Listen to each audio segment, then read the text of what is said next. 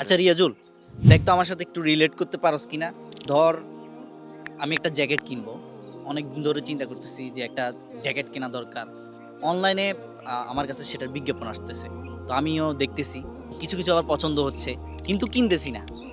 মানে কেনার যে একটা সাহস, ওটা আসতেছে না। এভাবে একদিন দুই দিন বিভিন্ন অ্যাঙ্গেলে জ্যাকেটটা আমাকে বিজ্ঞাপনের মধ্যে দেখাচ্ছে, এমনকি আস্তে আস্তে আমার সেটার প্রতি মানে একটা পছন্দ তৈরি হচ্ছে। তো একদিন হঠাৎ দেখলাম যে মানে 50% ডিসকাউন্ট দিয়ে দিছে। তা আমি এতদিন কিনি নাই, তো 50% ডিসকাউন্ট দেখার পর অর্ডার করে দিছি। এরকম হয়েছে কিনা তোর সাথে? হ্যাঁ, হইছে। আপনিও যদি আমার সাথে রিলেট করতে পারেন, তাহলে আপনার কাছে একটা প্রশ্ন হচ্ছে, আপনি যখন দেখলেন যে 50% ডিসকাউন্ট দিচ্ছে, আপনি কি সেদিনই সিদ্ধান্ত নিয়েছেন যে আপনি ওই জিনিসটা কিনবেন? না, বরং আপনি একটি প্রসেসের মধ্য দিয়ে গিয়েছেন।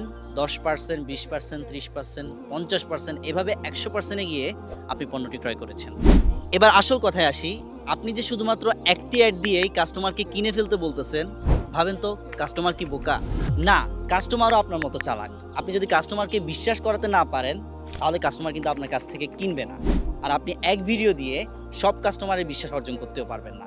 তাই কাস্টমারকে বিভিন্ন অ্যাঙ্গেলে তাকে বোঝাতে হবে, যার জন্য বিভিন্ন অ্যাঙ্গেলের কনটেন্ট প্রয়োজন হবে। তাই ব্যবসার পরিকল্পনা করার সময় আপনি এভাবেই পরিকল্পনা করে নামতে হবে, না হলে পরে বলবেন যে ভাই অ্যাড তো কাজ করছে না।